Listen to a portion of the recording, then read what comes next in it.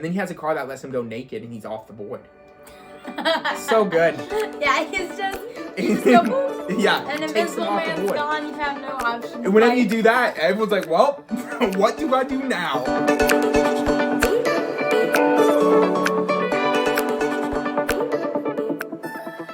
Hey, I'm Devin. And I'm Mary Kate. And we're picking up pieces. A channel all about board game pieces. And how to pick them up.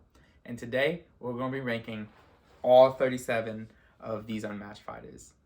It was very last second we came up with the idea to put them all out here, but I think it looks pretty cool. I think it's a good plan. Yeah. So, throughout the ranking, we're going to go from 37 to 1. And whenever we say our fighters, we'll hopefully pick up the piece, show it off, and give you a little bit of thoughts about it. So, definitely, I would say buckle up, because it's probably going to be a long one, as there's 37 unique fighters that we want to talk about. And also, this list is our own subjective list. Like, it's the fighters that we find that is the most fun.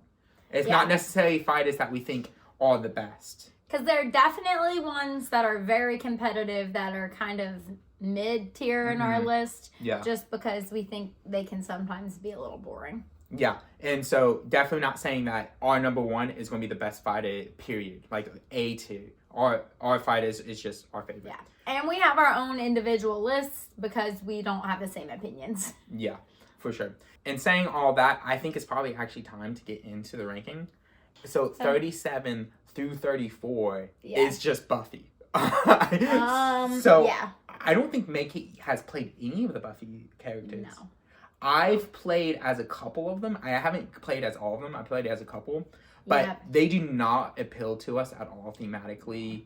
And also, like, we've heard from plenty of people that they're awful to play as. And so, if we're going to do a ranking list, you would think we would do it. We couldn't even get ourselves motivated enough to do that.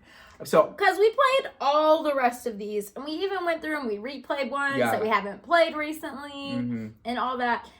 But did we play the Buffy characters? No. But the Buffy characters, I will say, the coolest thing that I think from this Buffy set is Willow. She actually has a card in there that will let her resurrect a teammate or like or another character that died, and you can actually, I think, use that ability to, if you're playing teams like 2-on-2, to resurrect your teammate, your ally that you're playing with. Yeah. And so that's like the coolest thing out of that set. Outside of that, I mean, I played as Buffy, I played as Willow, and I think I played as Angel. I've seen all of them played, but I mean, So that's 37 through 34. So it's really our top 33 list. Yeah. Because like we've played all the rest of them several times, a lot. For sure. And so at number 33 is actually the first crossover, and that's King Arthur. So King Arthur is so disappointing. I love the mythology. I guess not really mythology, but the story of King Arthur. And I was super pumped to play as him. Little did we know that he was going to be one of the worst fighters, period. Like his special ability of being able to trash a card to boost any attack.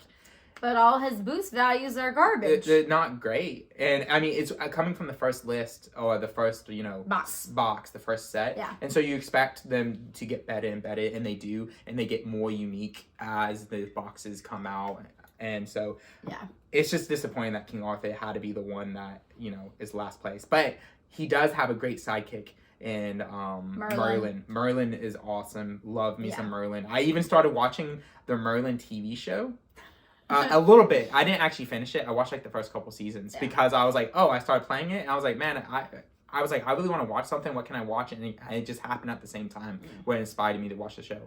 Talking about that, the Buffy set. I watched the Buffy set to try, the Buffy TV show to try to get hyped up for the Buffy set. The TV show's awful. If you love, I might be coming like some of you guys like, what? Yeah, Buffy the Vampire Slayer kind of sucks. It's real bad. So that's King Arthur. Now, 32. Who do you got?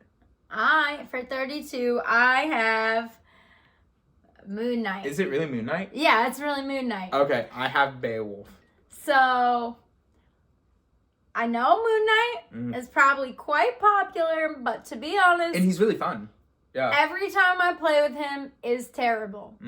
I don't know if having to switch between Khonshu, Moon Knight, and Mr. Knight, like, every single turn. I don't know if that just throws me off. I don't know. It is hard to line that all of that up. Every time I play with Moon Knight, it's been a terrible experience, so now I just don't want to play Moon Knight anymore. Beowulf, the Little Red and Beowulf set is the first Unmatched set we got, but, I mean, he doesn't really appeal to me thematically, and also, like, fun-wise, I mean, he's not really up there for me. Again, I think Beowulf's probably, like, a decent fighter, but nothing spectacular about Beowulf, so that's why he's so low on the list for me. So, Beowulf, 31. So, for my 31, I gotta find him, is Dracula. And I know he is a good fighter, but he's just, his play style just never appealed to me. Especially, like, his ability, you, at the start of your turn, if someone's near you, you do a little damage, draw a card. Like, it's okay, it's fine. The best thing about him is definitely his beast form, his main attack card that does, like, 5 or 6 damage. I forget off the top of my head which one it was. And then you can keep on discarding cards to level that up. So you can definitely do huge damage with that. But again, he just never really got to me. I don't really care about it. You're going to hate my number 31. Okay, go for it. Injin. Yeah, that's bad. Yes, real bad. Oh, that's bad. He should be way higher. All right. So here's the deal. He's ranged. He has like 3 sidekicks, and every turn you get to put down a trap. Yeah. Which is really interesting. He's so fun. It's just like, it's not my play style. It's just not my play style. It's so many things on the board at once. The board's all cluttered. I got to keep track of so much at the same time. Not my play style. Not my favorite. Admittedly, a great fighter, just not my cup of tea. I love him. He's way high on my list. I'm not going to give you my exact number, but he's so much higher. This is probably I'm going to say right now, is the biggest difference between our two lists. Because this is what number? 31? 31. Yeah. I love Injin. He's so fun to play as. And I'm going to go more in depth in, so I'm not going to say it now. So if you guys are wanting me to defend Injin, just wait. Just keep watching. It's coming. Right. Okay? So 30. 30. What's your 30? My 30 I have. Where is he? Houdini. Houdini. Okay. Houdini. So Houdini is out of the new set, Houdini and the Genie. And I don't know. I think you discard things to boost them. Yeah, like the cool thing about Houdini is that the boost value, you get to discard it, and it not only does it have a value, but it has like a special additional thing. And I think currently he's the only Unmatched fighter that has that. Like, you can discard it, get the boost value, and recover health, just as an example. Yeah, so you have, like, extra things with boost value, which is pretty cool. But I just don't like playing as him all that much. Part of it probably is just that I haven't had as much experience playing Houdini. Like, that's a very new box. We also have Teen Spirit that's going to be throughout the list. And since we haven't had much play, I bet some of the fighters probably, like, you know, are definitely hindered in that. Especially since we're playing from, like, what we think is the most fun. Yeah. And I think Houdini and the Genie, I think both of them probably suffer on our list for that. Yeah. And also thematically, like, we're okay with it. We think they're pretty cool. They have pretty cool artwork. But still, for some reason, it just didn't click with us. Yeah. So they'll definitely be coming up soon for me. At number 30 is Ghost Rider. I think Ghost Rider actually deserves to be high up on my list. I'm surprised he's this low. I remember being so disappointed. His special ability sounds really cool, and it is strong. You're able to spend a Hellfire to maneuver through people and do damage, and you can move up to like 4 spaces or something like that. But the game can just you know, result to you just keep using that ability, and it just becomes very one-sided if you just keep doing that over and over again, which really hinders the enjoyment of the game for you and for the other player. So I think he is strong, and I liked Ghost Rider a lot. Like, I like the IP. So I'm kind of disappointed his list low for me. Yeah. So Ghost Rider is actually my number 29. Okay, sweet. So. Okay. Yeah. So I pretty much had the same Almost thoughts. a crossover, huh? Almost. Yeah, because actually you're swapped, because you have Houdini as 29. Oh. So we just had them swapped. Okay. Yeah. Ghost Rider honestly would be really good against some of these fighters that have a whole lot of sidekicks. Especially Squirrel Girl, like the new one. Like we'll talk about her later. Yeah, so many squirrels. Ghost Rider would just mow over all the squirrels and then no more squirrels. So like, he would be a great sad counter. Squirrels, but it'd be a great counter to Squirrel Girl. Yeah. Okay, so 29, Houdini. We already pretty much talked about it. We don't have much thoughts about him. Yeah. It really, also another, I would guess, a ding against Houdini that I just thought about is the fact that I don't think he has a great attack. But again, I've only played as him like twice, so I can't quite know for sure. Maybe he does have some good attack cards in there that I'm just not getting to yet. But every single time, it just felt like the matches just prolonged forever. And so that's a little bit of a negative, but 29. So 28, go for it. 28, I have the big guy. Ooh. Definitely table presence, 10 out of 10. T-Rex. Yeah. But the fun to play doesn't quite outweigh the you probably are going to lose. Yeah. T-Rex, big figure, so he takes up 2 spots on the board, and he can attack further in front of him and behind him, but you can only move him 1 spot per move. Yeah. So he's kind of cumbersome. For sure. But he's so fun. I mean, you pull him out, and people are just going to be like, mouth drop, and like, that's so fun. Yeah, especially him fighting all these little guys. It's just like he's so huge on the board. Cool. It's kind of funny. All right, so my 28 is the Genie. So Houdini and the Genie was back to back on the list for me. Again, haven't had much play as him. I've actually probably had more play as Houdini, but the Genie is pretty cool. Of just you're able to get rid of a card and gain an action. Such a powerful ability, but you're going to go through your deck like nobody's business, because not only does that action like that, but you have a ton of cards in your deck that also let you just discard cards or do boost and do other things like that. And so you're going to definitely move through that deck quite fast. So you got to be strong, you got to be smart about that. And so I think I would not be surprised if this was on high on other people's lists because of trying to manage that. Whenever I think of unmatched fighters and which ones really appeal to me, it's the ones that change the game up in a way that I find is fun. And that's not just a generic like, oh, you do damage and then you do something like defense, that really changed the way you have to play the game to succeed. So that's the Genie. And then your 27? 27, I have Jackal and Hyde. Yeah, I don't have a lot to say about Jackal and Hyde. It's kind of interesting how you can change to Jackal and Hyde and then it gets you more damage.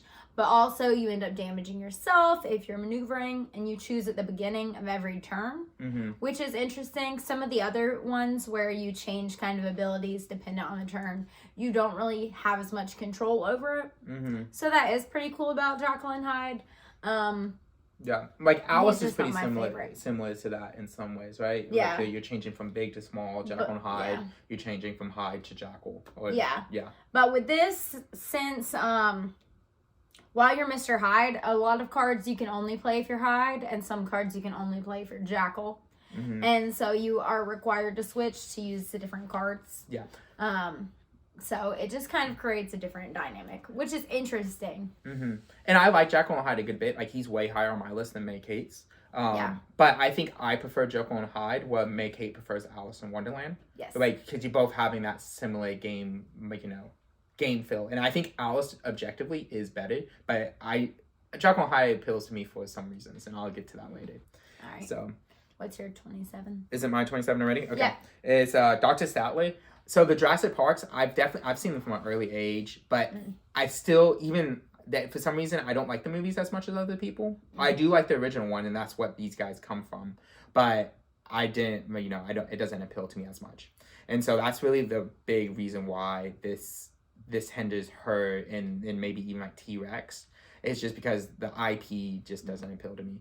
And so if I don't have any connection to it, I never see myself choosing her to use. But she is, I think, is a good fighter. Her insight tokens, being able to put them on the board and interacting with that, whether it be healing yourself and taking them off the board or putting them back down and being able to do damage to somebody, is really useful, and I think it is a fun interplay. It's just the thematic that's really pushing her down the list. And I think if I played her more, she would shoot really high up there.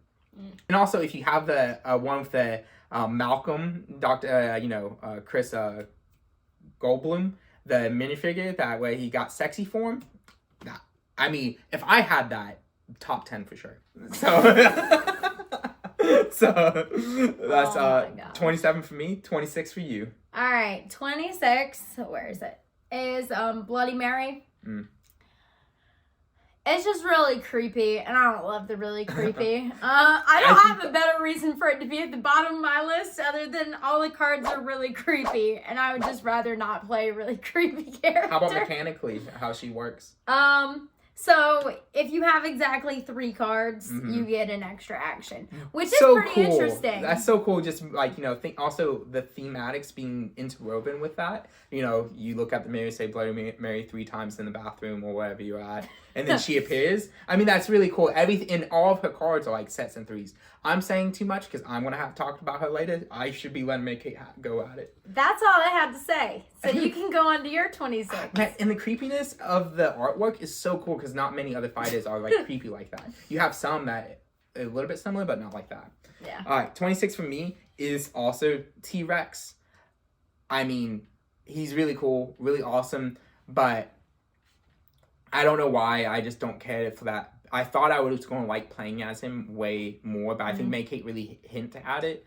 That even though he feels really strong and really powerful, all you really need to do is stay away the whole game. Just keep running. Just run the whole game and let him get exhausted and let him do damage. If you fought him with a ranged character, you would probably just automatically win. And T-Rex is really screwed if you go ahead and do the Secret Passages map. Either the Houdini and the Genie map or the Goblin Fog map. Yeah. If you game over for him, and I've done that one time. I played it on the Goblin Fog one, not Bastro Manny. Yeah. Boy, talk about having a tough time with T-Rex. Do not select him if you want to be competitive. And just knowing that back in my mind, even if I'm not going to play like that, knowing that I could if I'm playing against T-Rex is really like, I could do this to win, but I don't want to because it's not fun. Yeah. Or if I'm T-Rex, I'm like, knowing that the fighter could do that to me, it takes away from me being immersed into the game. So that's T-Rex. 25? 25, I have Beowulf. Okay. Yeah, so Beowulf has these rage tokens that you can spend to do extra power. He's pretty fun. I kind of like the thematics of Beowulf, the epic, a little more than Devin does. But still also, 25. he's a pretty good pretty fighter. Close. Yeah, because I mean, what did I have him at? I had him at 32. You had him at 25. So I mean, that is a pretty good difference, though. I guess it is. And whenever I said it out loud, it sounded bigger than what I was reading it. For me, Moon Knight at 25. I think Moon Knight is fun. Being able to lining up when to do big hits between Khonshu and then also Mr. Knight playing defense. It works out really well. And just knowing when to time that, when to back off, I think that is a good interplay. And I think I probably should have him higher than what I have him currently. But that's Moon Knight for me. Nope. Not for me. Yeah, May-Kate is awful. Moon Knight. It's probably him or Injin is probably May-Kate's worst character to play. I'm so terrible at playing as them. It's fine. All right, so next you have Invisible Man. Okay. For my number 24. Invisible Man looks really cool because his hat's like floating above his head. I completely forgot about that. Yeah, he looks really cool. He's really annoying to play against because he has these fog tokens which give him extra defense, and also he can teleport between the fog tokens. Is that one of the reasons why he's so down on your list? Is because you hate playing against him? Yes. Yeah. No, he's pretty decent to play as, to be honest, but I really hate playing against him. It's super annoying. As soon as you think you're gonna get to him, boop, on the other side of the board. Yeah. Oh no, he has extra defense the whole time because he's on the fog tokens. Yeah. Impossible to hit him. He's a bugger to fight. There's only, I think, like one other fighter that has stronger defense than him. And he's way higher on my list. Yeah, so that doesn't make sense. Like, why do you hate playing? Just because Invisible Man can get away faster? It's just, I don't know.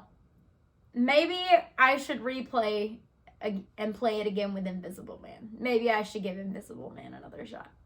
Okay, all right, cool. But that's where Invisible Man is for me. 24 for me. And sorry if you keep seeing our eyes have to go down. We need to see our list because there's so many. There's definitely no way we're going to memorize 33 of our fighters in what order they're in. So this one, good old Alice. is in my list. So again, I think between Jacqueline Hyde and Alice, I like Jacqueline Hyde better. But I acknowledge that Alice is a overall better fighter, and especially Jabberwock as a sidekick is really strong. Super great. And I think the artwork is cool. It's that volume 1 set is really solid. I think that's Meg Kate's favorite set. That is my favorite set out of all of them. I keep saying Meg Kate's favorite, not my favorite. I don't know if I have a favorite of anything. I really enjoy a lot of them. You have a number one fighter. I have a number one fighter. But ask me on a different day and it probably change. So, but yeah, so Alice in Wonderland, really cool. Especially having changed between those sizes. So. All right, I have Dracula. Okay. As my number 23. Mm-hmm. Honestly, I do remember, especially when we first got Cobble and Fog, I liked to play Dracula a good bit. It's kind of fun. If someone ends their turn after attacking you, then you automatically do damage to them. So it incentivizes them to try to not attack you. Which is kind of fun. And I really want them to do a Cobble and Fog Volume 2. Like kind of how they do the Battle Legends Volume 1, Volume 2. It's such a cool, like, that monster theme, that creepiness that you have on the board. I like, the artwork. So cool. Yeah. So I enjoy playing Dracula. I think probably 3 mini sidekicks is probably about as many sidekicks as I like to have. Yeah, you hate managing sidekicks. Yeah. Yeah. But... Okay. He's pretty good. Okay. My 23, Miss Marvel. I've only been able to play as her, I think, once, maybe twice, and that's the reason I don't know where she's going to land up on my... That's sad that she's so low in your list. I know, but it's the new list, Teen Spirit. Like, to prepare for this video, we legit just bought this box like a week ago.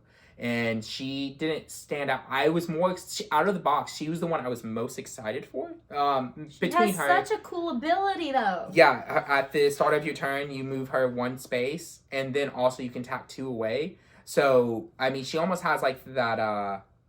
Pretty similar to the big fighter where you can tap 2 away, but she still gets a regular movement. So it's really strong. But it seemed pretty simple the first time. Maybe if I played it twice, I think it was just a little bit too simple of how the cards work together. I like a little bit more complexity between the cards. And so I think the complexity for her, though, if you really want to get good with her, is trying to manage where she's at on the board and how she attacks in between the zones. Your spacing. Yeah, your spacing. And so I think that's where it'll go at. It's very unique in comparison to other fighters. So I would want to play it some more. I can definitely see her go higher on my list, but as of right now, with my experience with her, I don't think I could justify her being higher than what she's at. All right. How about you? My number 22 is Bullseye. Bullseye? Okay. So, talk about an ability just being kind of boring. His ability's pretty good. It's really good, yeah. But it's just, he can target anyone 5 spaces away. I don't know about if you say that's boring. If you tell somebody, oh, I can attack you and break the rule in 5 spaces away, their eyes usually pop out. Now, it is generally pretty impossible to escape Bullseye. Yeah, for sure. Especially if you're playing on a small map. I think it is basically impossible to escape Bullseye. But yeah, I don't think his cards are really that interesting. Most of them are just like, if you won, then you get this bonus. And if you won, then you get this bonus. Gosh, I so disagree if he with wins a lot, then you just keep winning. But if you don't start off winning, then like not that much happens. I disagree, Kate, so much, but he's still lower on my list. But I disagree. I think he's really fun. I think out of all the fighters, he might be the one I overlooked the most because I haven't had... And I keep saying that about a lot of the fighters. I feel bad having so many. It's just a lot of them. Yeah, but Bullseye, I mean, no, that is really fun being able to know, like he has the opposite of a momentous shift in his deck where if you start in the same place, then you get the bonus ability. It's pretty fun being able to line all that up and knowing that the fighters that you're going against can't run away from you. It almost forces them to come and attack you, you know? They can't, since they can't run away. And so it definitely leads to interesting fighting. But I should save what I have to say about him later. Yep. So what's your number 22? 22 is Elektra. So as Engine's one of my favorite, Elektra is one of Kate's favorite. Yep. And the only reason why she's lower is because I view her as one of Kate's fighters. And I've only played as her as one time because every single time we use her, Kate's using her. Yeah. And so I never get the chance to use her. And so since I have no experience with her, I can't put her higher. And I think she has a really cool ability because whenever she dies, she doesn't die. She just comes back, right? Yeah. And the first time. The first time. And so again, she's this low because it's May Kate's. It's not mine. I'm not connected to her like May Kate is. And so I'll save a lot of that, or I'll let May Kate talk a lot about that later. Yeah. 21? Mm-hmm. Okay, where is 21? Sun Wukong. Okay. He's high on my list. Way higher. So I hate to sound like I'm just copying Devin. Uh-huh. But I feel like Sun Wukong is like Devin's character. I do like from Sun Box Wukong. 2. Yeah. Like out of Volume 2, Battle Legends Volume 2, like this is the one Devin always plays as. Yeah, for sure. Sun Wukong is super fun. And I feel like also you have a little bit of like a bias against him because of when we were playing this at your mom's and he frustrated me so much. Yeah. Like being able to do like tricks you so many times, just lining up all the cards. If you line them all up, Sun Wukong feels impossible to play against. Yeah. And he makes all these little clones of himself and yeah, it's all so over the fun. board. And it's so fun. And you can't go through them because then you have to fight them and you have to waste all your energy fighting these clones and you can never actually fight Sun Wukong. Yeah. So good. Okay, next, Cloak and Dagger. Cloak and Dagger, don't have much experience. I played with them twice so far. It's really fun being able to fight with Cloak and then transform and let Dagger get into the fray, or vice versa. So being able to manage both of them and being able to do that is really fun. They feel, one thing though, for some reason, we always forget to use their abilities. I mean, it's only been a couple of times, but every single time they have such good abilities too. Yeah, just like after you deal 2 damage, then you get like a really good benefit. Like as Dagger, you get to gain action, and as him, you make someone else discard a card. But yeah, so it's a really fun little interplay that they have between them two. But just haven't played it often, so can't be high. Even though I say that, in the Squirrel Girl is way high on the list, and I think she belongs up there. So that's Cloak and Dagger though at 21. Now we're at 20. 20. Mm-hmm. Dr. Sattler. Okay. Dr. Sattler is really cool. Mm-hmm. And I really actually enjoy all the little pieces that Dr. Sattler puts out. So every time Dr. Sattler moves, you put out these insight tokens, and then the cards will do damage to people based off of if they're next to an insight token. You actually get to heal based off of how many insight tokens you have. They have a lot of different interactions with your cards. And then you put them out, and it's not like the traps where you put them out and then they're like kaput for the rest of the game. You put out the insight tokens, you use them, and then you move and you put out more. Yeah. So it's just a really interesting interaction. People get scared of being around your insight tokens because they could end up getting hurt because of them. It's pretty fun. Yeah. My number 20, Bullseye. So Bullseye, again, his cards just play so well off each other. It's almost a little bit like Bruce Lee. Not saying it is like Bruce Lee, but a little bit like it where you can do some sick combos with his cards. Like you do this much damage, you win, you get to do gain action. You do this, you win. So it's really fun, really good. But again, I kind of feel bad just comparing him to Bruce Lee right now. So I should put him low on my list now. I don't. That thought into my mind. I hate him. You now hate Bullseye? He's 37. No. Below Buffy. Below Buffy. Oh my gosh! And you were giving me hate for having him that low on my list. Yeah. No. I'm just kidding. I love Bullseye. He's cool. 19. The genie for real this time. Yeah. I really like how the genie you can discard cards to have an extra action. It's really fun. It forces you to have a very fast pace of game and to try to get in there, do a whole bunch of damage, and knock the person out really soon. I really enjoy that. You can move. Yeah, I think he's super fun. You can move 3 every single turn. A lot of these can, but especially when you're up against someone who can only move 2 and you're the genie and you're just discarding cards left and right to do boosts and to move around the board and to do extra actions. It's really fun. Yeah. 19. Sinbad. Okay, so just like Electra, this is May Kate's Fight It, and I've played as him like one time, twice, and so it's really cool how the boys' cards interact with each other and how you can just get like 7 of them, and whenever you get them all in play, you can move that many more spaces, so you can just move everywhere on the map. no one's going to run away from you mid to late game. And so it's really strong. And also, don't you? What else is it? Do you also get like plus damage? Yeah. On top of the voyage cards, and they interact. So really cool. But again, this is definitely made Kate's fighter. So Sinbad at 19. How about you? What's that? 18. All right, 18. I have where is it? Robin Hood. Robin Hood. Okay. Robin Hood is at 18 because he has 4 sidekicks. Mm-hmm. And I do not enjoy having that many sidekicks. Yeah. Yeah. It limits how much you can move. You have to always try to be using them to block the people around you. I like that. I think it improves the game for me, being able to think of them as defense. But anyway, I'll talk about them later. Robin Hood. I think I just have a preference for melee fighters over ranged fighters in general. Okay. So, Robin Hood. Robin Hood. And then my number 18, just wanted to make sure, is Little Red. So again, her and Beowulf are the oldest fighters we have, or that we own. Yeah.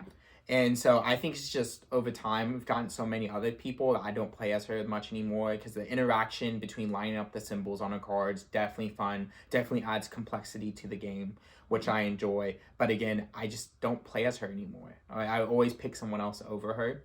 But I do remember her fondly and remember how strong she is, especially over the first week when we just had them two. And also we had Deadpool. We found him just randomly in the store, and so let's pick him up, without knowing that he's really hard to find. Yeah. And so it was just those 3 that we used all the time. And so her and Deadpool was, out of those 3, was definitely what we just kept on using.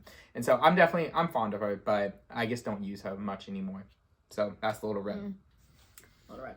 What number are we on? What? 17? 17, yeah. 17, I have... Cloak and Dagger? Cloak and Dagger. Okay. I really enjoy kind of playing the 2 of them. They have a lot of cards that you can swap spaces with each other.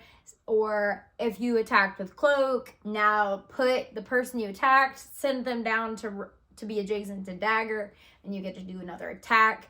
There's a lot of combos that you can do with them that are really fun. I enjoy how they kind of heal each other as you go through the game.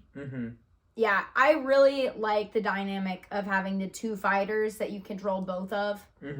I like this a lot more than having a bunch of mini sidekicks that get killed off really soon. Yeah, and if one dies, then you're still in the game, right? Yeah. And then also, Dagger, her main attack card is so cool, where you do 7 damage. And then if though, however much damage you dealt, Baba boy. Sorry. However much damage you dealt is that much damage applied to you. So that's a pretty cool, trying to learn how to manage that card. Yeah. Because that is your big attack card for sure. So, all right. So mine is Bloody Mary. Again, we've always said a good bit about her, but being able to just, what's the word I'm looking for? Everything in 3s. Everything you're doing is in sets of 3s. That's just throughout her whole deck. Yeah. I love that they implemented that thematically. So that automatically pushes her up in that list. And it's fun to manage just her by yourself, or just her duking it out with everybody.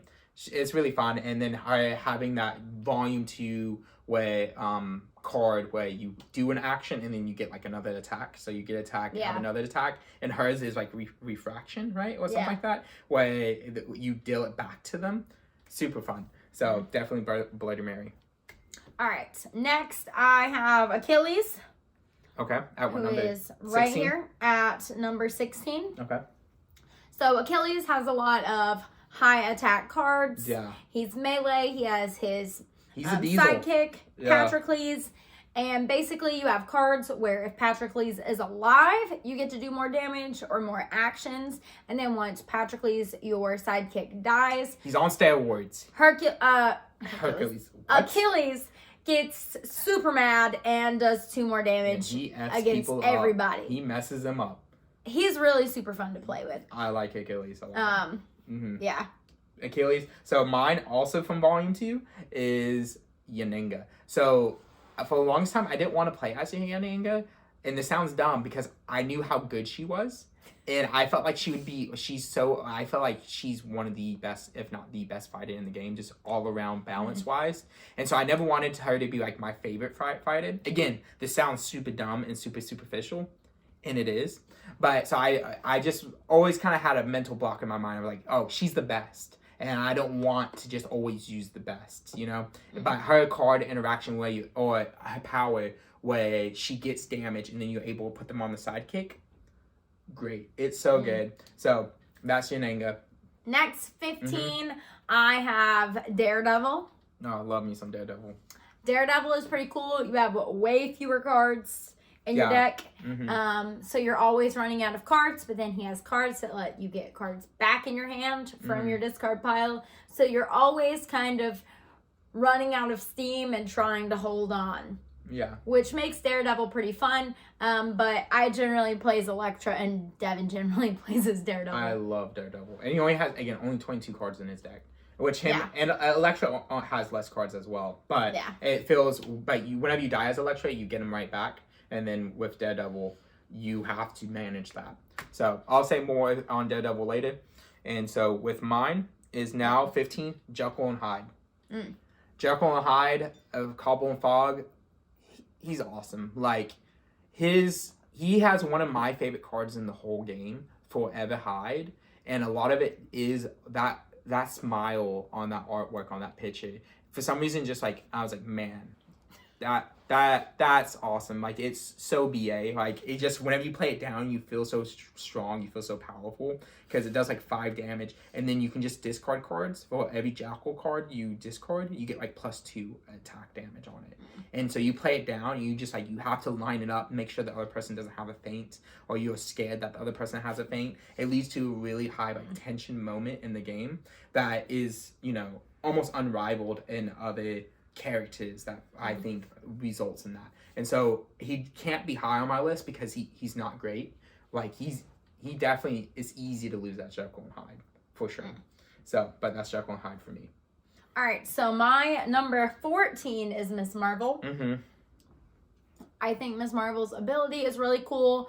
Her cards kind of work with that spacing where you want to be more zones as your opponent or in a different zone as your opponent, so that you are working with that. Since she's Miss Marvel and she's stretchy and she can reach far, it's kind of playing with thematically. You want to be slightly far away so it's harder for them to attack you, but close enough to where you can get them. And I really enjoy playing with that spacing element of it. I think it adds a lot to the game.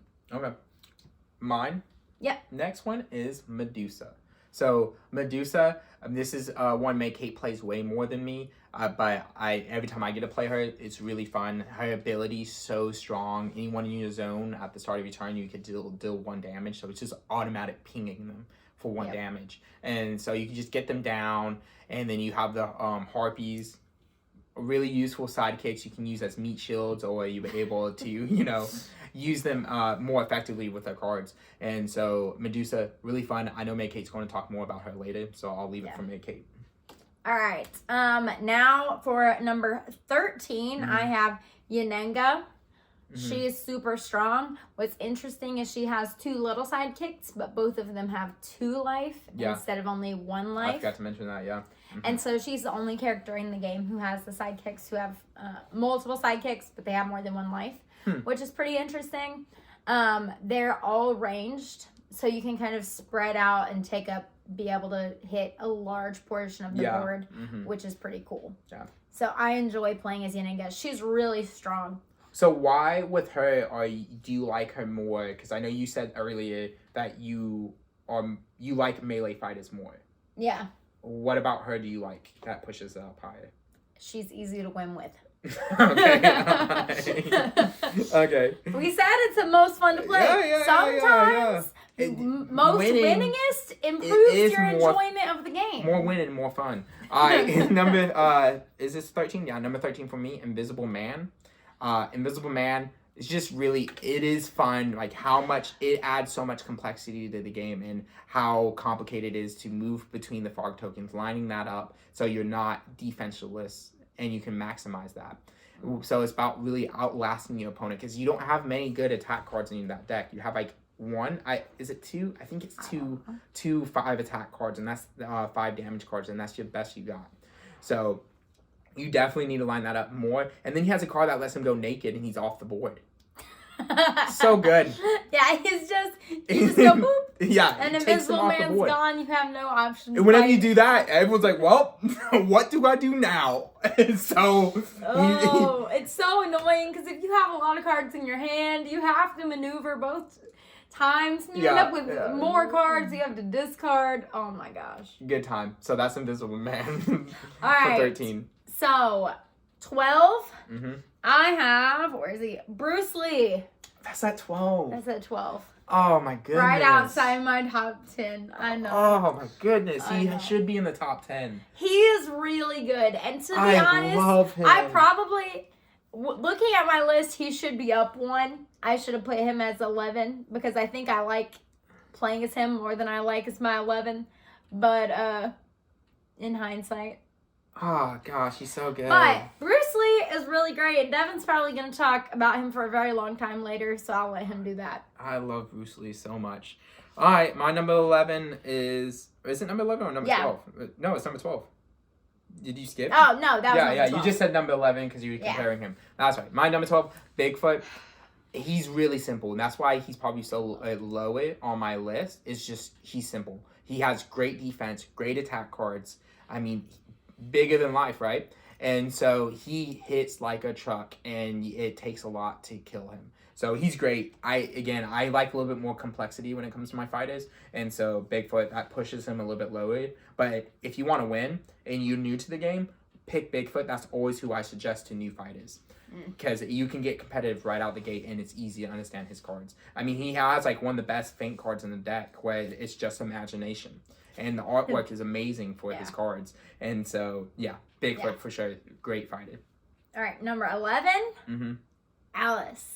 Okay. I love playing as Alice, to be honest. Mm-hmm. You have different cards that change you from big to small. Yeah. When you're small, you have 2+, you have 1 to the value of all your defense cards, so you're super hard to hit.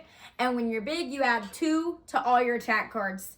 So you can hit really hard, and it's super fun. Because you get to kind of chain your cards together where, I'm going to play this card because it lets me move across the board and change to be big. Yeah. And so I'm going to move across the board and do a huge attack. And then on the next turn, I might change, or I might even use an attack that changes my form right then. Move across the board, do a huge attack, immediately shrink down to be small. Boom, now I have great defense for the next person to attack me. It's really fun. I like trying to order those cards in a way that is most beneficial. It's fun. I really enjoy being Alice. Also, the theme is appealing to me. I like that she's like Alice, so she is all like cute in her little dress, but then she has a giant sword. Yeah, like steampunk Alice. Yeah, it's great. And you like that theme a lot. I mean, you got one of that's war, right? Yeah. Yeah. So I enjoy playing as Alice. She's super fun. I take back when I said Bruce Lee should move up. I think I do. If it's which ones I like to play the most as, I'm more excited about playing Alice. I'm sure there's more people up in the list, but for my number 11. Oh. No. All right, my number 11, Sherlock Holmes. And what Meg Kate was just saying, someone that should be high on the list is Sherlock Holmes. Sherlock Holmes has some of the best moments you can have in a game because it makes you feel so good. It makes you feel so smart because he plays like Sherlock Holmes. He should be high on my list. Where you're able to predict the number of another person's cards and completely cancel that card out. You know? And so, and then at the same time, people can't cancel your cards if you're using a Sherlock or Watson adjacent card. So, really fun fighter. Definitely, I think should be high on my list, but I think a lot of times I don't pick him up anymore for some reason, and that's why it's pushed him down some. And a lot of times, whenever I'm playing with other people, I have a few friends who like using him, and so they usually pick him before I pick him. So that's Sherlock. Mm-hmm. All right, so now we are 10. in our top 10. Man, it took a while, but here top we are. 10. Mm-hmm. All right, so my number 10. Mm-hmm. The Raptors. The Raptors. Yeah. So the Raptors, you place 3 Raptors. Mm-hmm. They all have 7. And Mhm. they're super thematic. Yeah. So Yeah. your Raptor does 1 extra damage for every other Raptor that is also adjacent to who you're attacking. So it incentivizes you to just surround who you're attacking and then attack. And then they have cards that allow you to have extra actions. Mm-hmm. So you can just swarm and then you win. Mm-hmm. Playing with the Raptors, your chances of winning significantly decrease once one of the Raptors has been killed. Yeah, and they do not have much life. It's like, is it 7. 6? Is it 7? Yeah, 7 life. Yeah, they do not have much apiece. That's 21 total, but again, once you lose one, if for some reason it does cripple.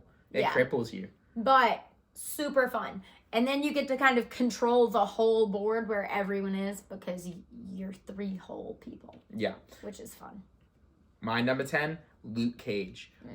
When I was talking about earlier, someone being better at defense, I was referring to Luke Cage. He's probably the best defensive player in the game. Yeah. And he is so high on my list because I had a time period where I was playing with 2 other friends and we just kept playing back to back.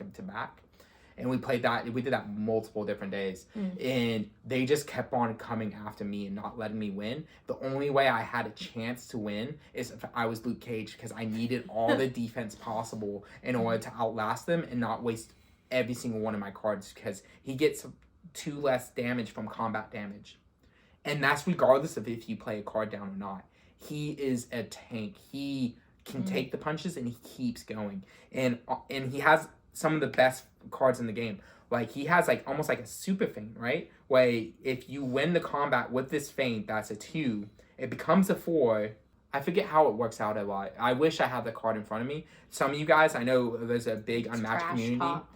A trash talk. You'll comment about down below exactly how it works. I feel bad that I don't mention it right now. I haven't used them in a while because I used them such a small time period during that time I was talking about that I had to use him to actually be competitive. So Luke Cage, really good fighter, really competitive fighter. He might be higher on my list than most other people's lists, maybe, but I really enjoy using him. Luke Cage is my number 9. Yeah. Mm-hmm. I love playing as Luke Cage. I kind of put off playing as Luke Cage for a while after we bought the set because I knew I didn't really enjoy being the Invisible Man because he was kind of so hard to hit. And I kind of felt like I would feel similarly about Luke Cage. But Luke Cage is just a blast to play as. Him and his sidekick, Misty Knight. She's ranged. He's melee, going around the board. Yeah. He is honestly really strong, especially since you don't really have to use that many defense cards when playing against people. You just kind of have to time when to use your defense cards exactly right.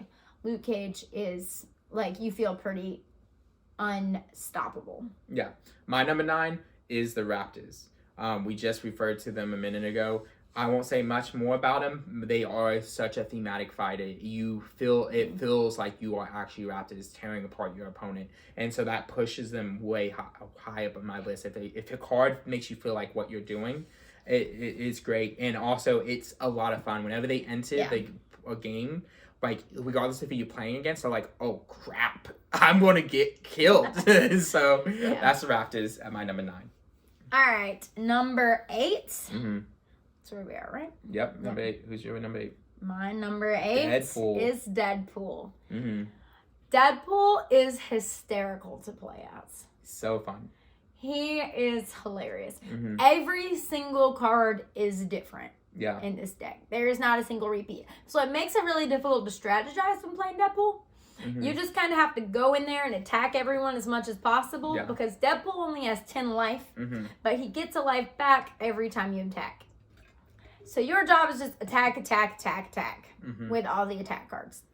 And there are some cards that make you say stuff out loud. You have to play like that if you're playing Deadpool. Oh yeah, there's one where it's tip Deadpool over and make a fainting noise. And then stand him back up and you get life. It's hysterical. Yeah. It's so fun. I love playing Deadpool. I'll talk about him later myself. So that's Deadpool. All right. And then 8? I got Achilles. So Achilles, really fun. No other fighter in the game has a sidekick where you're trying to kill them. Because you kill him, and then my boy goes on some roids, and he starts messing people up. Because he can just get like too much damage every single time you're attacking. And so, I mean, you can play it as you try to keep Patroclus alive for as long as you want him to, or you kill him off right away immediately. Yeah. So there's a couple different ways to play Achilles, and it's about knowing when to do that. It's not necessarily the easiest to win as Achilles, even though he hits really hard and he has 18 life. Yeah, a lot of life. But again, like, he doesn't have much defense. He doesn't have a ton of defense. I think he has decent defense, but yeah. So Achilles, really fun. All right, and then so we are at number 7. Mm-hmm. And for number 7, I have Sherlock Holmes. Sherlock is great to play, especially when you're playing against other decks with which you are familiar. Yeah. Because you have those cards where you get to guess what attack value their card is, and if you get it right, negates all damage. Mm-hmm.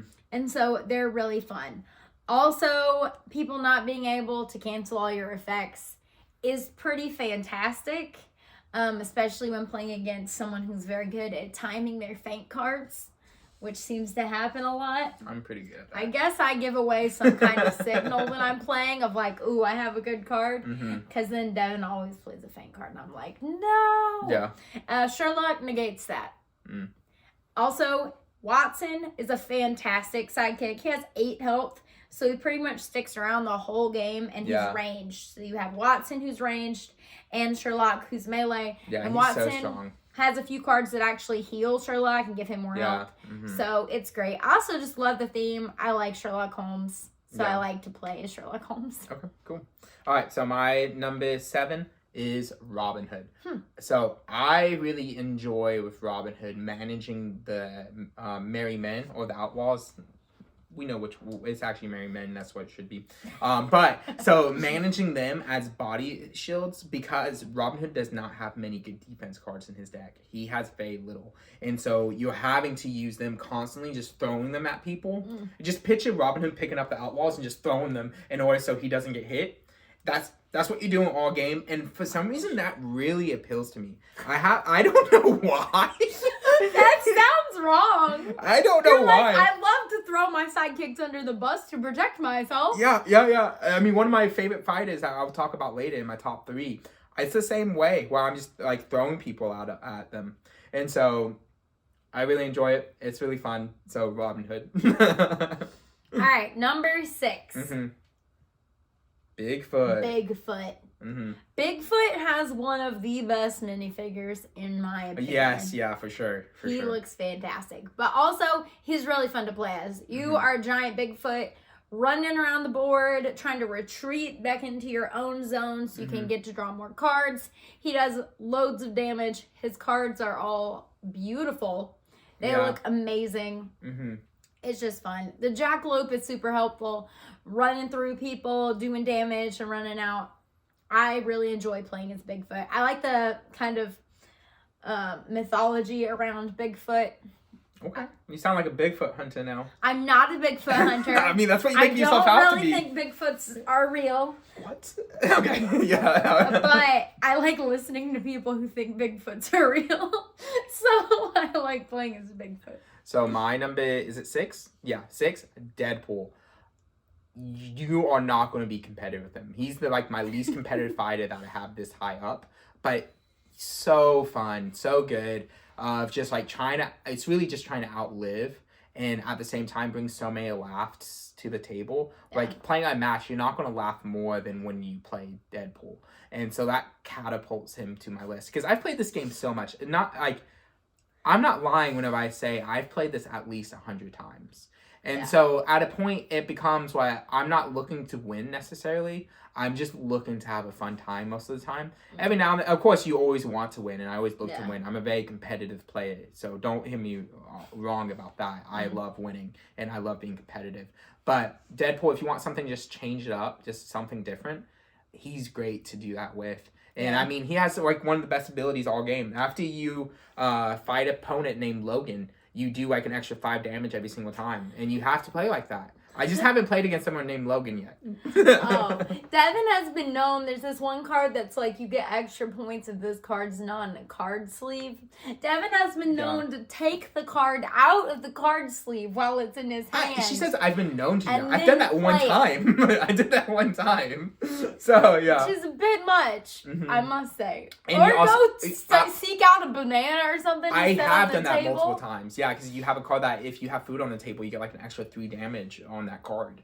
Oh, so I've definitely done that. He'll be like, wait a second. Yeah. Grab a loaf of bread. Hey, hold my bid for a minute. I gotta go get some food. Yeah. Alright, so that's my number 6. We are in our top 5. Man, it's been a journey. Top 5. All right. Okay. My number 5 is Medusa. Okay.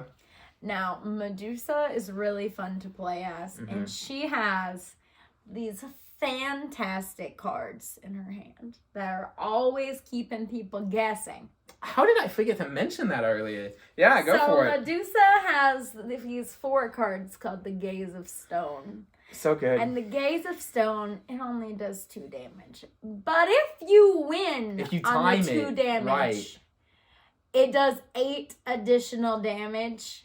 And so it does a total of like 10 damage. Yeah.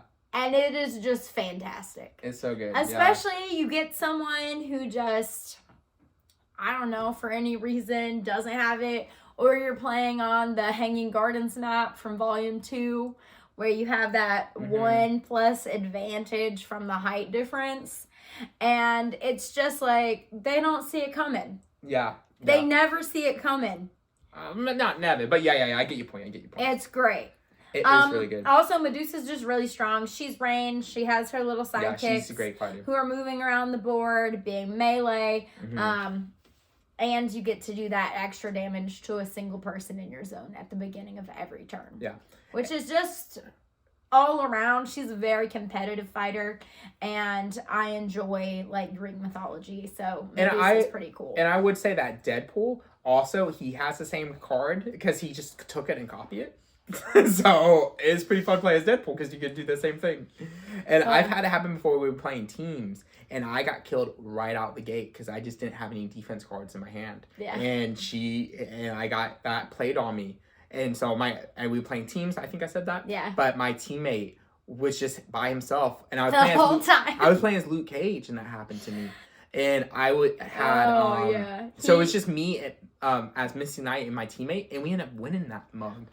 So yeah, so good time. All right, number 5 for me, Sun Wukong. Sun Wukong, his trickiness.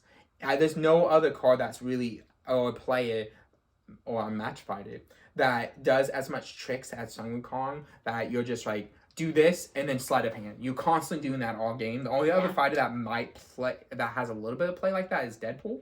And so I enjoy that way. If someone tricked you, 0 attack, but if someone else defended it against that attack, then it's a 4. You know, or you have tortoise form, or all those other forms. Ox form. Such a good character. So fun to be able to play as. And I think anyone who plays as him gets a little fun. But it's definitely not good for intro fighters. Like, I would not tell somebody who's just getting into this to play as Sun Wukong right out the gate, you know? So that's my fighter. Number 4, Devin. I believe we have a crossover. Oh, we do. Yeah. Squirrel Girl. Dude, man, I did not see this coming.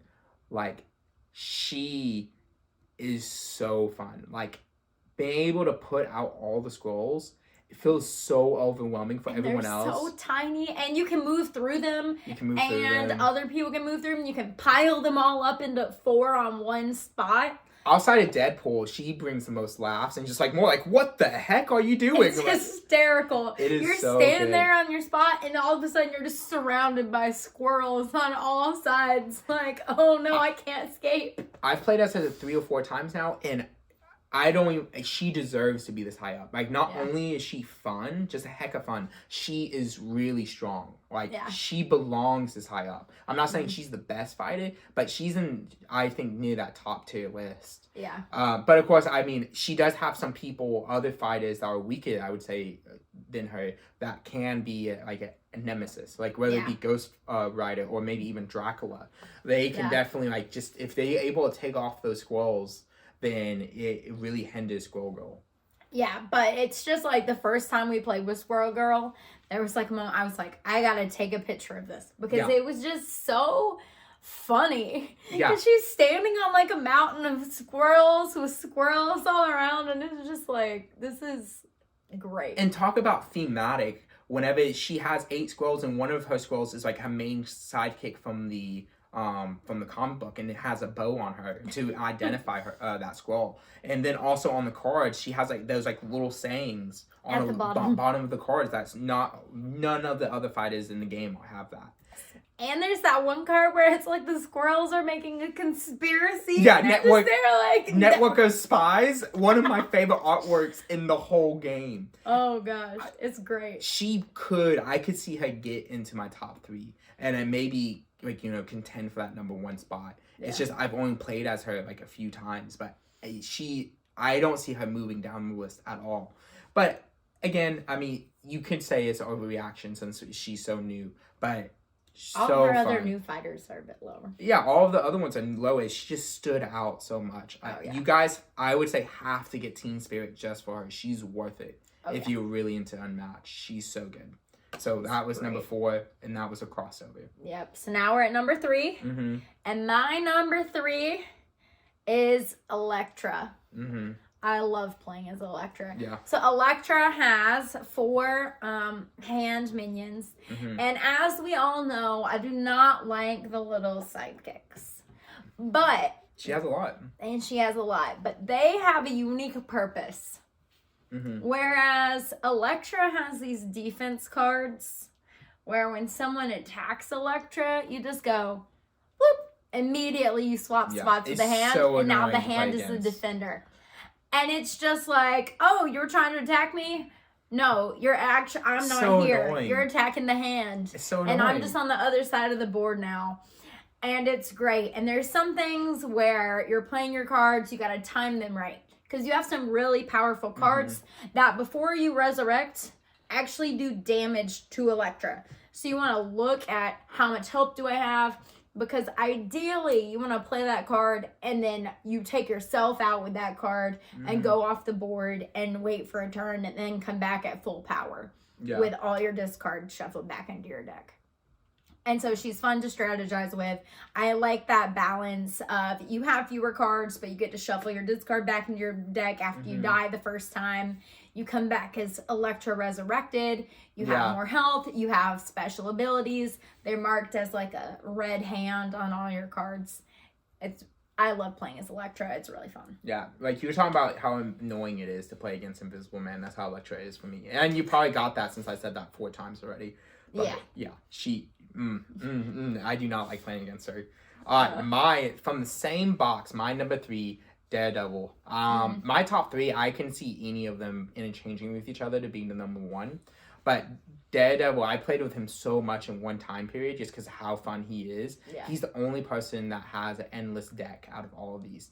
And thematically, again, it's amazing how close they get to making you feel like you're Daredevil. Like, you're constantly getting beat up the whole game, and you're just trying to keep getting punched and keep coming back, and you just won't die. And so it's trying to be able to manage the cards where you're always able to get that whenever you're at the bottom, to be able to shuffle more cards in and getting your strong cards so you can just keep coming back and hitting. You get stronger as you go. And I love playing as that. He's not one of the best fighters for sure. I mean, he's definitely like in the middle tier. But again, fun-wise, just being able to add that complexity to that game. I guess that handicap, I'm not saying I need a handicap, but just doing that, it's a game within a game. So I love playing as Daredevil at number 3. You're number 2. My number 2. Little Red, man. Little Red at my number 2. I forgot she was this high up for you. I really enjoy playing as Little Red. Now, Devin mentions like boxes that we've had a long time that he's kind of like faded on them a little bit. I like that this is the very first character I ever played with on Unmatched. Yeah. And she is so competitive. Like, all these other ones have come out, and Little Red is still competitive against most any character that you can pick in Unmatched. Yeah. You can line your cards up to where they're much stronger than average if you get them in the right order.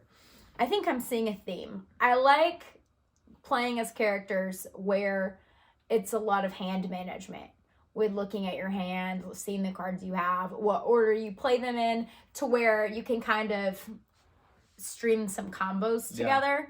And Little Red does that really well in a simple but strategic way that I really enjoy. Little Red. Yep. My number 2, Engine. Again, this is the biggest difference on our list for sure. And Engine is... talk about a character I did a 360 on. Like, or 360, 180. I did not go from hating him to liking him to hating him. Talk about doing a 180 on a fighter. Whenever I first played as him, I was like, man, I don't get it. I keep losing against the Raptors because that's the only person I played with for the first couple times. Yeah. But since then, I kind of clicked in my mind where I have to play him a little bit like Robin Hood, where I'm throwing people at the enemy in order for him not to die, because he does not have many good defense cards. He had some, and he does have some good defense cards, but not many. And so you really have to use your your sidekicks, the other engine workers, or you have to use your traps. And the way you're able to manipulate the map into your favor it's so complicated. It's one of the most complicated, I think, characters you have to play as to get down. But once you get it down, just always doing that math, like, that math in your head, trying to see, like, okay, I can, change the map to where this person can be in this area, and I can get the advantage of pinging them with range attacks, is really fun. Like, I had a game where I was playing against someone who was Bigfoot, and we were playing off one of the first maps in the game, and I legit trapped them. It was we were playing teams. Yeah. And it was April, who's Bigfoot. Yeah. And you sectioned her off in one zone of the board. Yeah. And because I just kept putting down traps and that going out, and she'll come back in, and then I'll pop right back in there. Like, come on, come on. And she won the fight. It was so close, but that type of fun that you get to play as with Engine, being able to manipulate. So good, and he is competitive. Like, he's one of the better fighters. I don't know if there's like an S tier and then an A tier. He's probably in that A tier for me, competitive wise. So definitely Engine, recommend him. Now, number 1. My number 1's very low on your list, which was the Bomber. Yeah, I mean, it's the same way. Yeah. No, it's not the same way. My number 2 was like that. Sinbad, the sailor, is... honestly, he's so fun to play with to me. So, his ability is that you have these 7 voyage cards in your deck. And so it's thematic, because the story of Sinbad is that he sails the 7 seas, and then he comes back and he meets this porter with the same name, and he tells them about all his 7 voyages. And so every time you play a voyage card, it adds 1 movement. So you start off with the base movement of 2. You play a voyage card, now you can move 3 every turn. You play another one, you get an extra damage, and now you can move 4. And when you get them all put down, you can move 9 spots across the board, which is just, there's no escaping Sinbad when he can move 9 spots across the board. And then once you get them all out, one of them gets discarded, and then the other ones get put back in your hand for you to play out a second time. And so it's just this build up to where you can move around the board, do high damage. So you don't, with this one, you want to kind of drag the game to the, just a little bit, so you can get a lot of your voyage cards out, so you can time playing those last few at just the right moment to do loads of damage. And he's really fun. And one of the fun moments that you play against Sinbad, she's talking about that one card that gets back off of voyage cards. Play a feint on that, ruins the whole game for them. Game's over, because not only does she get movement, so you can't escape her if you do that, but also you stop her from being able to do her big attacks, or him, Sinbad. Well, I would still get all the movement. Yeah. But you don't. Yeah. You can't play down another void cards that gives you one more attack. So it's a good way to do that for sure. For sure. My number one, Bruce Lee. Bruce Lee, nobody combos like Bruce Lee does. It is so fun to play as. It stinks so much that he's hard to get for most people now, or because they don't make him anymore. But Bruce Lee, you're able to use the Jun Kendo cards. Yeah, you put one out there. Yeah, Jun Kendo cards right there, where you do an action, you attack, and then you gain an action. Get all of them in your hand. Like, obviously, you're probably not going to get all of them in your hand, but get a good bit of them in your hand.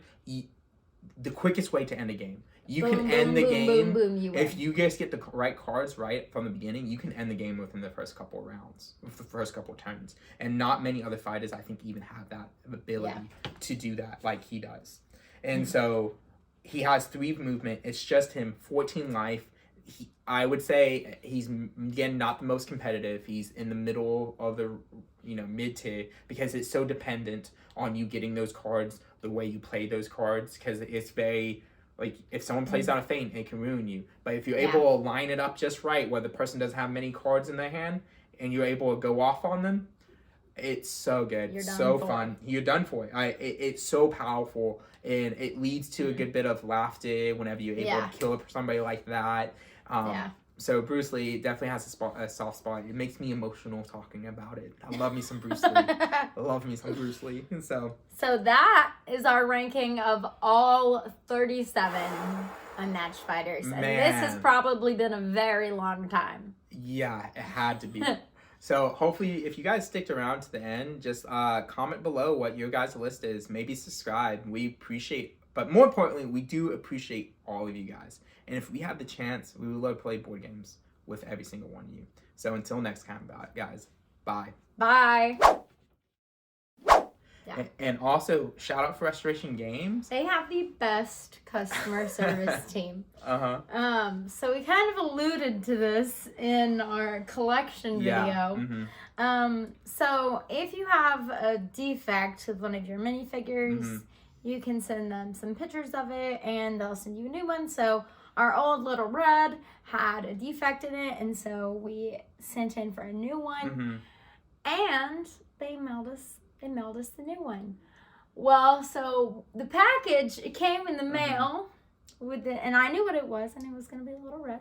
Yeah. And I felt around. I was like, yeah, there's just a minifigure in here. And yeah, so she just like straight up cut the envelope to get to the minifigure. Yeah, I cut the whole envelope open. Like, not really on the edge either. Don't ever cut your mail with scissors and going down the middle of the letter. Like, what type of sicko would do that? Hey, come on now. Just speaking what the audience is thinking right now. Go ahead. Right. So, I cut into it, and then as soon as I cut into it, I realized to my dismay that there was something in there, because they had sent us a promo foil card. Sinbad. And I cut it. And they didn't know this, but this is one of Mary Kate's favorite fighters. We're not going to say exactly where we're at, so you'll find out later on in this video. I was so sad. She legit cried. Like it's so sad. I was so sad. I called Devin on the phone, and I was like, Devin. Yeah. I was like, I am so upset. Yeah. And so, like, gosh. I messaged Restoration Games, and I was like, hey, I know you guys did this out of the kindness of your heart. Like, you did not need to do this, but I would be willing to pay for, like, actually this promo card of, like, with the gold foil. And I would pay you guys. And I told them not the whole story, but I kind of summarized the story. Yeah, you know how I cut it, and then I got upset, and then it was the whole thing. So, I was not expecting them to necessarily give it to us or anything like that, but they sent us a new letter. They sent us a little card. Yeah.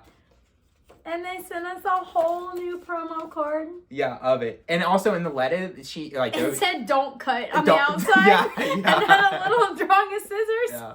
And they even went out the extra mile and emailed me to make sure that we got the new card. Yeah. So they went above and beyond. And that's not even why we're doing this. Like, this is not a paid promotion at all. Yeah, it's not a sponsor or nothing like that. Not a sponsor at all. We just love this game. Yeah.